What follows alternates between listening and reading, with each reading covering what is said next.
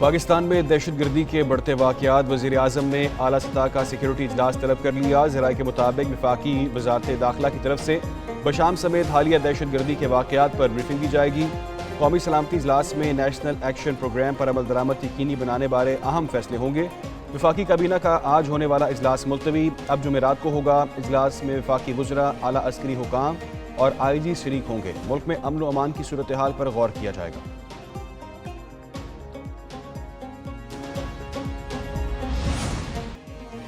دہشت گردوں کا پاک چین دوستی پر پھر وار، شانگلہ میں بشام کے قریب خودکش دھماکہ، 5 چینی باشندوں سمیت 6 افراد ہلاک ہو گئے۔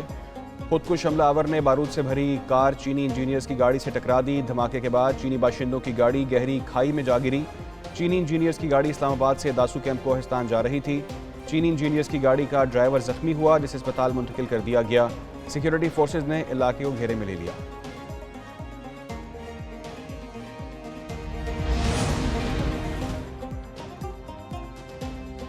وزیر اعظم شہباز شریف کی چین کے سفارت خانے آمد، سفیر سے ملاقات کی۔ دہشت گرد حملے میں چینی باشندوں کی اموات پر اظہار افسوس کیا۔ ملوث عناصر کے خلاف فوری اور سخت کارروائی کی یقین دہانی کرائی۔ وفاقی وزراء محسن نقوی، اسحاق ڈار اور عطا تارڑ بھی موجود تھے۔ وزیر داخلہ محسن نقوی کی بھی چینی سفیر سے ملاقات، دھماکے کی تفصیلات سے آگاہ کیا۔ ترجمان کے مطابق چینی سفارت خانے نے حملے کی تحقیقات اور قصورواروں کو سخت سزا کا مطالبہ کیا۔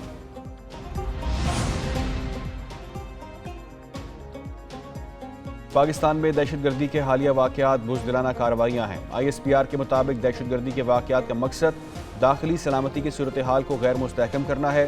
مسلح افواج نے پہلی 2 کوششوں کو کامیابی سے ناکام بنا دیا۔ بشام میں تازہ ترین واقعے میں 5 چینی شہریوں سمیت 6 بے گناہ شہری ہلاک ہوئے۔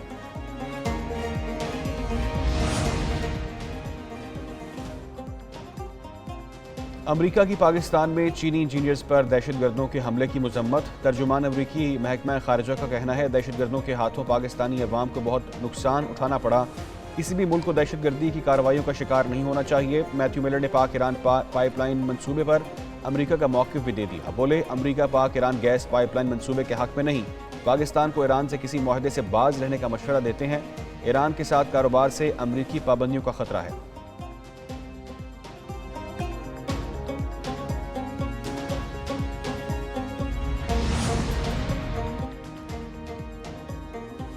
عدالتی امور میں ایگزیکٹو اور ایجنسیوں کی مداخلت کا الزام۔ اسلام آباد ہائی کورٹ کے 6 ججز کا سپریم جوڈیشل کونسل کو لکھا گیا خط منظر عام پر آ گیا۔ خط میں لکھا گیا ہے کہ ایجنسیوں نے ججز کے دوستوں اور رشتہ داروں کے ذریعے دباؤ ڈالا۔ گرمیوں کی چھٹیوں میں ایک جج کے بیڈ روم سے کیمرہ اور ریکارڈنگ ڈیوائس برآمد ہوئی۔ خط میں عدالتی امور میں مداخلت پر کنونشن طلب کرنے کا بھی مطالبہ کر دیا۔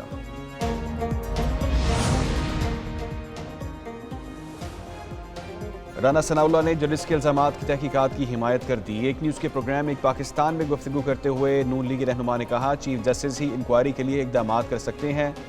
ٹروتھ کمیشن طرز کا کمیشن بنا کر حقائق سامنے لانے چاہیے۔ حقیقت یہی ہے یہ سب کچھ ماضی میں ہوتا رہا ہے۔ بانی پی ٹی آئی اور بشرا بی بی کی جان کو لاحق خطرات کی پی ٹی آئی جس طرح چاہتی ہے تحقیقات کرانے کو تیار ہے۔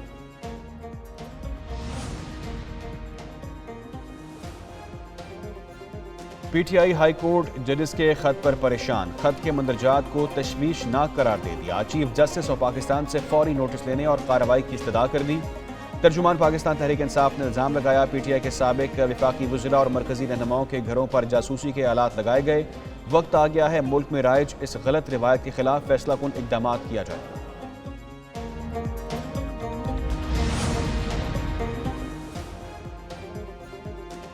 اب تو کشکول نہ بھی لے کر جائیں تو کہتے ہیں مانگنے آ گئے، یہ تالی بجانے کا نہیں اپنے گریبانوں میں جھانکنے کا وقت ہے۔ وزیر اعظم شہباز شریف کہتے ہیں قرضے لے کر تو تنخواہیں دے رہے ہیں، کب تک قرضوں کی زندگی گزاریں گے؟ ایک اور IMF پروگرام میں جانا ہوگا، ماضی میں جو کوتاہیاں ہوئیں اس کے سب ذمہ دار ہیں۔ وفاق نے صوبوں سے مل کر مسائل ختم کرنے ہیں۔ مزید بولے غزہ میں جنگ بندی ضروری ہے۔ وزیر اعظم کا ٹیکس ایکسلنس ایوارڈز کی تقریب سے خطاب، برآمد کنندگان کو ایوارڈ سے نوازا کیا۔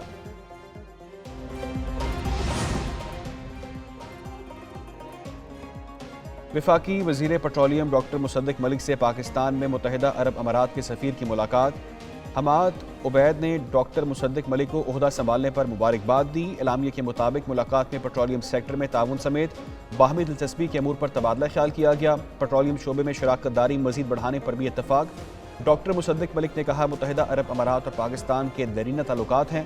اماراتی سفیر بولے پاکستان اور متحدہ عرب امارات کے تعلق کی بنیاد دوستی اور عوامی رابطے ہیں۔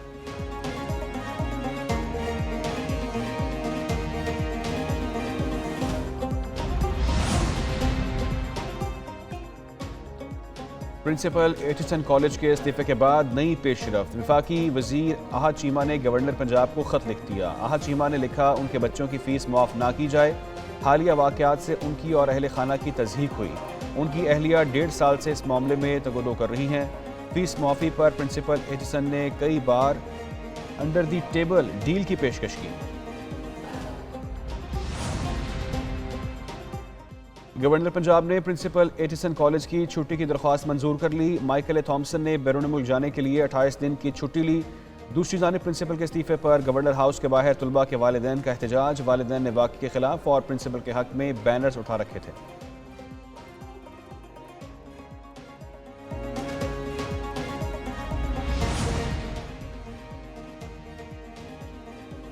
بل سے نجات روشنی کے ساتھ پنجاب میں انقلابی پروگرام کا آغاز۔ وزیر اعلیٰ مریم نواز شریف کا 50,000 سولر سسٹم دینے کا اعلان۔ پہلے مرحلے میں 100 یونٹ والے 50,000 پروٹیکٹڈ صارفین کو قراردادی سے سولر سسٹم دیے جائیں گے۔ وزیر اعلیٰ کی زیر صدارت کابینہ کا اجلاس بھی ہوا۔ گندم خریداری اور دیگر امور پر پالیسی سازی کے لیے وزارتی کمیٹی قائم کر دی۔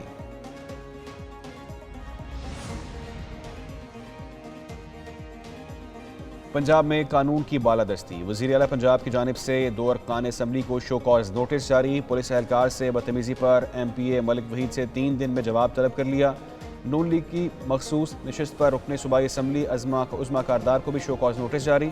عظما کاردار سے ماڈل ٹاؤن پولیس اسٹیشن میں ایف آئی آر کے سلسلے میں جواب مانگا گیا ہے۔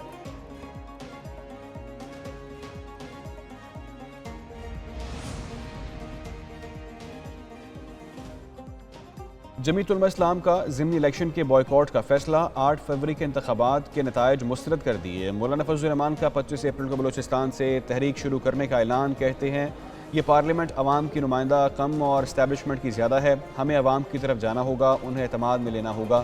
سربراہ جے یو آئی نے جلوسوں کو عوامی اسمبلی کا نام دے دیا۔ بولے 25 اپریل پشین اور 2 مئی کو کراچی میں جلسہ ہوگا، 9 مئی کو پشاور میں عوامی اسمبلی کا انعقاد ہوگا، جس کے بعد لاہور کے لیے تاریخ کا تعین کریں گے۔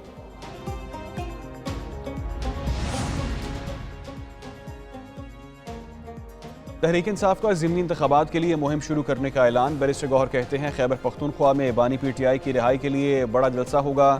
رانا ثناء اللہ کی دھمکی پر ان کے خلاف کراچی میں بھی درخواستیں دائر کر دیں۔ بشرا بی بی کے بیان کو پارٹی پالیسی سمجھا جائے۔ بشرا بی بی کو پہلے بھی جو کھانا دیا گیا اس سے ان کی طبیعت خراب ہوئی تھی۔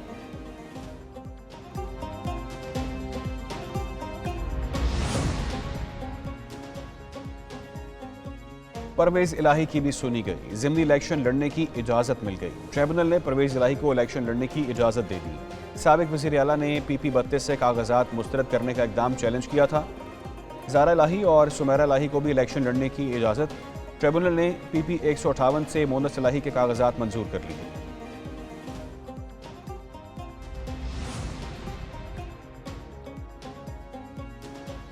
سندھ کے سینئر وزیر شرجیل انعام میمن سے برطانوی ہائی کمشنر جین میریٹ اور ڈپٹی ہائی کمشنر سارا مونی کی ملاقات۔